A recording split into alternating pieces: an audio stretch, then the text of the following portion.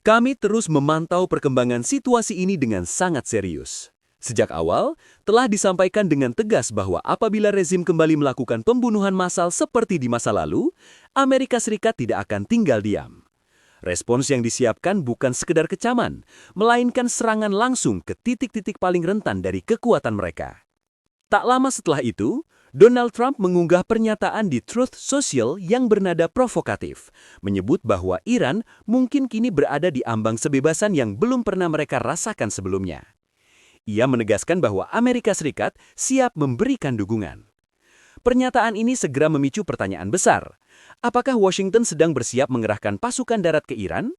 Apakah dunia akan menyaksikan badai gurun jilid kedua? Sejumlah tokoh politik AS turut memperkeras nada bicara. Senator Lindsey Graham secara terbuka menyampaikan pesan yang ditujukan langsung kepada rakyat Iran. Bantuan sedang menuju ke sana.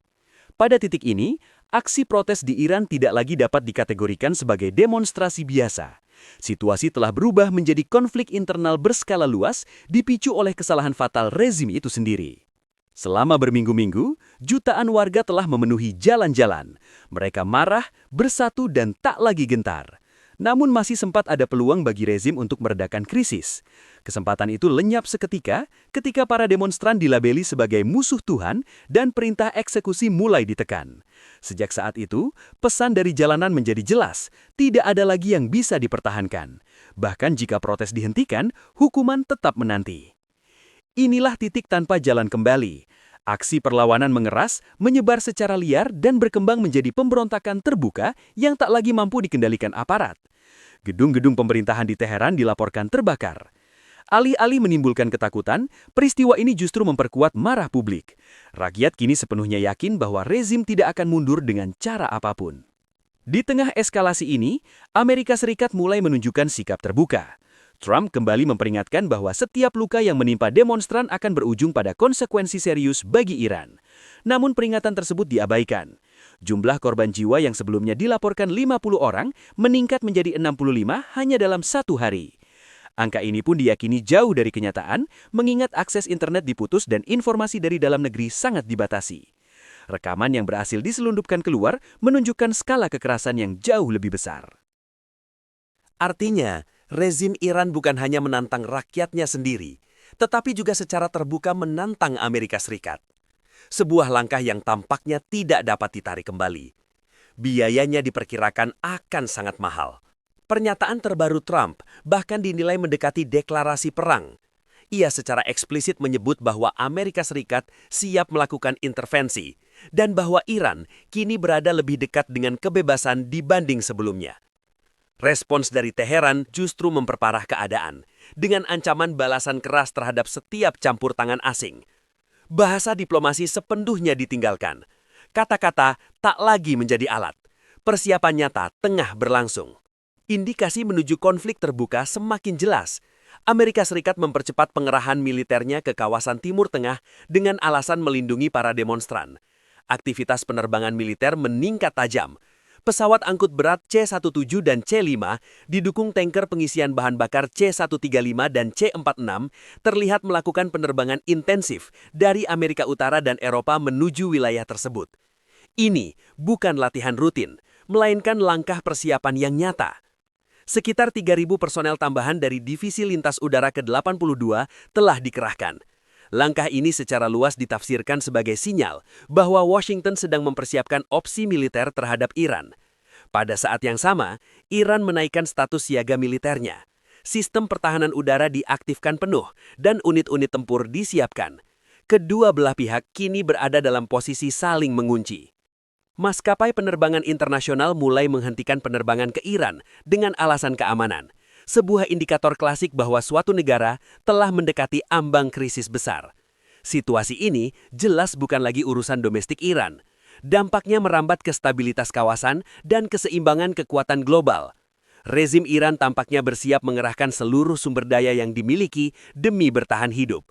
Di sisi lain, Amerika Serikat menunjukkan sikap yang tidak mengindikasikan niat untuk mundur. Ini bukan krisis biasa.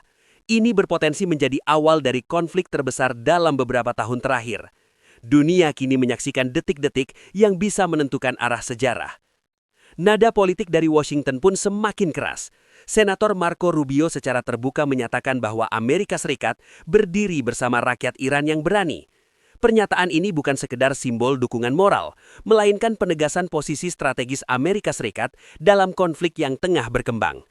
Sebagai respons atas eskalasi yang terus memburuk, rezim Iran mengambil langkah ekstrim dengan memutus akses internet secara total. Pemadaman jaringan nasional telah berlangsung selama 2 hari penuh. Tujuan langkah ini jelas, menciptakan kegelapan informasi agar apa yang terjadi di dalam negeri tidak sampai ke mata dunia. Namun upaya tersebut gagal.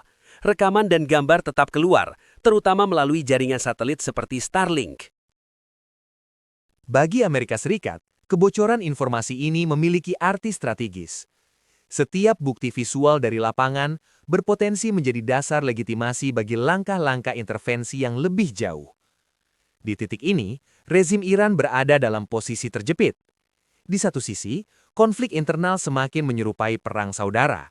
Di sisi lain, tekanan dari Washington terus meningkat.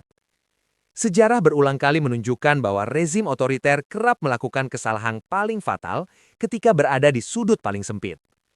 Laporan dari dalam negeri mengindikasikan adanya keretakan serius dalam struktur keamanan. Biasanya, kepolisian menjadi garda terdepan dalam membubarkan demonstrasi. Namun kini, di sejumlah kota, aparat justru menarik diri atau memilih bersikap pasif. Beberapa unit bahkan dilaporkan menolak menjalankan perintah. Ini merupakan sinyal bahaya tertinggi bagi sebuah rezim. Ketika polisi mundur, tercipta kekosongan kekuasaan. Kekosongan tersebut hanya memiliki 2 kemungkinan, diambil alih oleh massa atau diisi dengan kekerasan yang jauh lebih brutal dari negara. Informasi lanjutan menyebutkan bahwa unit-unit Garda Revolusi yang dikerahkan sebagai pengganti kepolisian justru mengalami kerugian signifikan di lapangan.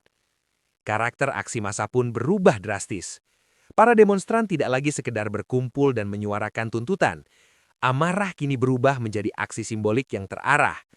Lambang-lambang ideologis rezim dihancurkan secara sistematis. Bendera diturunkan, poster dicabik, dan patung-patung dirobohkan. Pesan yang disampaikan sangat jelas. Legitimasi rezim beserta simbol-simbolnya ditolak sepenuhnya. Gambar-gambar dari Hamadan menjadi contoh paling mencolok. Di sana, para pengunjuk rasa menyalakan api unggun dan mengibarkan bendera singa dan matahari, simbol monarki Iran sebelum 1979. Pada saat yang sama, perhatian publik tertuju pada langkah simbolik lain. Platform X yang berbasis di Amerika Serikat menampilkan emoji bendera Iran versi singa dan matahari di tengah gelombang protes. Banyak pihak menafsirkan hal ini sebagai isyarat politis, meskipun tidak ada pernyataan resmi. Kerusuhan tidak terpusat di satu wilayah. Di Zahadan, bentrokan terus berlanjut dengan intensitas tinggi. Api menerangi malam dan suara tembakan serta ledakan terdengar dari kejauhan. Di Pulau Kish, massa dilaporkan mencoba menyerbu kantor polisi. Pola yang terfragmentasi ini merupakan mimpi buruk bagi rezim manapun, karena aparat tidak mungkin menekan semua titik secara bersamaan. Setiap intervensi keras di satu lokasi justru menciptakan celah di tempat lain, sehingga krisis semakin meluas. Data yang bocor dari 6 rumah sakit di Teheran menyebutkan bahwa jumlah korban jiwa di kalangan demonstran telah melampaui 200 orang. Angka ini, jika benar, menjadikan ancaman Trump bahwa Amerika Serikat akan bertindak keras jika demonstran disakiti, bukan lagi sekedar retorika, melainkan opsi yang semakin realistis. Namun, perkembangan paling mencolok datang dari arah yang tak terduga. Seruan untuk menghidupkan kembali monarki kini terdengar terang-terangan di jalanan. Slogan, "Ini adalah perang terakhir, Pahlawi akan kembali," menggema di berbagai kota. Rekaman yang beredar menunjukkan bahwa ini bukan fenomena terisolasi, melainkan gerakan luas. Banyak pengamat menilai ini sebagai seruan monarkis paling terbuka dan berani yang muncul di Iran sejak Revolusi 1979. Nama yang disuarakan massa sangat jelas, Reza Pahlavi, putra Syah Iran yang digulingkan. Ia masih berusia 16 tahun saat revolusi terjadi dan telah hidup di pengasingan sejak saat itu. Kini menetap di Amerika Serikat, Reza Pahlavi secara terbuka mendukung gelombang protes dan berupaya memosisikan diri sebagai figur pemersatu oposisi dengan menyerukan aksi nasional yang terkoordinasi. Selama puluhan tahun, dukungan terhadap monarki merupakan tabu absolut di Iran. Menyebut nama keluarga kerajaan saja bisa berujung hukuman berat. Namun gambar-gambar terbaru menunjukkan bahwa tembok ketakutan itu runtuh. Banyak warga secara terbuka mengekspresikan kerinduan terhadap masa lalu yang mereka anggap lebih modern, lebih sekuler, lebih terbuka terhadap Barat, dan lebih bebas dalam kehidupan sehari-hari. Sebuah kontras tajam dengan kondisi saat ini yang diwarnai penindasan, kemiskinan, dan isolasi internasional. Dengan kata lain, masyarakat bukan hanya menolak rezim saat ini, tetapi juga mengungkapkan penyesalan kolektif atas arah sejarah yang mereka tempuh. Satu slogan kini menjadi gema bersama di berbagai kota. Ini adalah perang terakhir, Pahlawi akan kembali. Sementara itu, rezim Iran menuding Amerika Serikat dan Israel sebagai dalang di balik kerusuhan. Strategi ini bukan hal baru. Dengan menciptakan musuh eksternal, rezim berharap dapat memaksakan persatuan internal dan mengalihkan kemarahan publik. Namun efektivitas langkah ini semakin diragukan. Pada saat yang sama, di Israel, ribuan warga dilaporkan menerima pesan dari nomor tak dikenal yang berisi ancaman samar, seperti imbauan untuk memperhatikan langit malam karena serangan balasan akan datang. Hal ini memicu spekulasi bahwa Teheran mungkin mencoba mengalihkan tekanan domestik dengan meningkatkan ketegangan ke luar negeri. Kini, pertanyaan paling krusial pun muncul. Apakah Amerika Serikat berada di ambang serangan langsung? Akankah dunia menyaksikan konflik besar antara Washington dan Teheran?